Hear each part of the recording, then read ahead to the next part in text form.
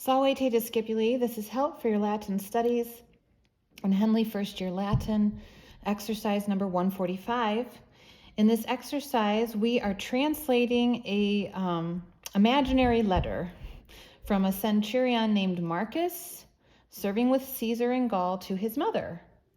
And so his opening here, he identifies himself, who the letter is to, and this salutem dot, as noted down in the footnote, is a common way to open with a greeting that means gives greeting.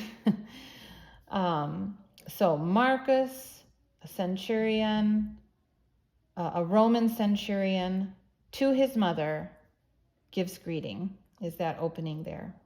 So let's look at the first sentence. We see ego. And right away, I remember this is from our new list of vocabulary, the first person personal pronoun.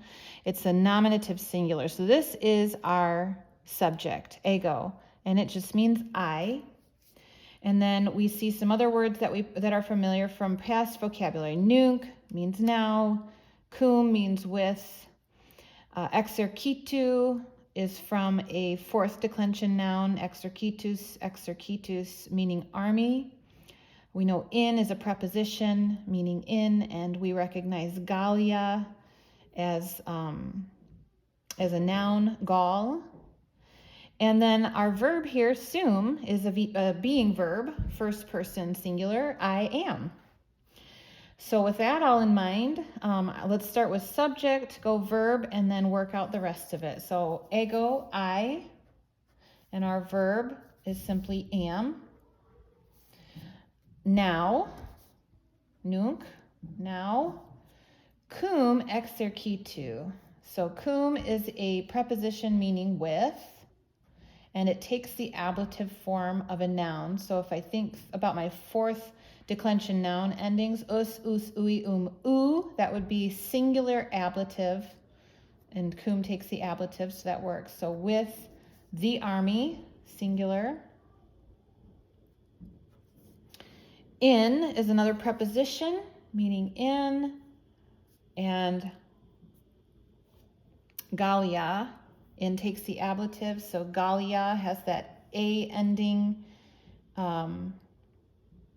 is a first declension noun. Gallia, Galliae,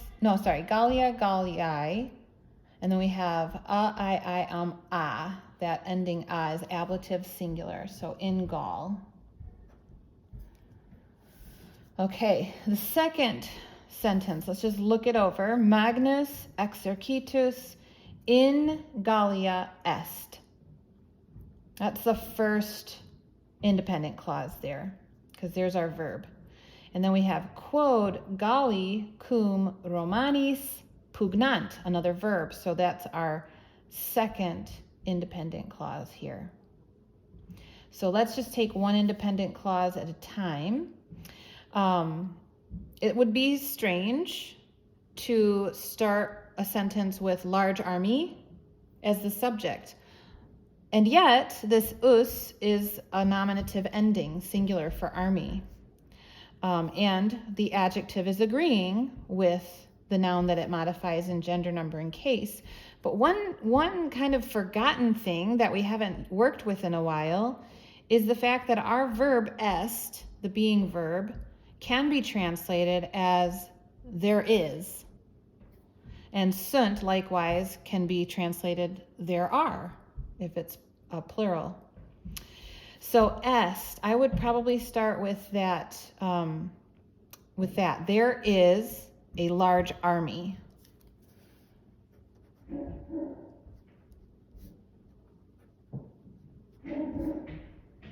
And remember, there and army is renaming the subject. That makes large army a predicate nominative, which would still take the nominative case. So there is a large army. We have in, meaning in, and Gallia, again, same as our last sentence. It's the ablative form following the preposition in. And there's the end of that first independent clause. There is a large army in Gaul. Quote, because Galli cum Romanis pugnant. Pugnant means they fight, right? That NT ending. And it's present tense because there's no BA or BI tense indicator there. So it's third person plural, they, and referring back to our subject here, Gauls, the Gauls. Remember when we're talking about the people of Gaul, it's a second declension noun. So it's Gallus, Galli, us, eo, o, and then e, that ending can be plural and nominative. So there's our subject. Because the Gauls, and we can say they fight, or they are fighting, or they do fight. Let's say in English, I think it would flow best to say are fighting. The Gauls are fighting with cum and Romani. So this Romanis needs to be a plural ablative, right? That's the goal here, to get this to follow cum, our preposition, meaning with. So Romanis is also a second declension noun. So Romanus, Romani, so us, eo, o, e, orum, is, os, is. There it is, ablative, plural. So they're fighting with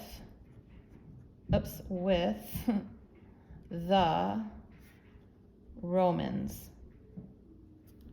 Okay, and there's sentence 2. So just keep taking that, I would say, one independent clause at a time. Consider your subject, your verb, and how the other words fit within. I hope this has been helpful to you. Have a great day.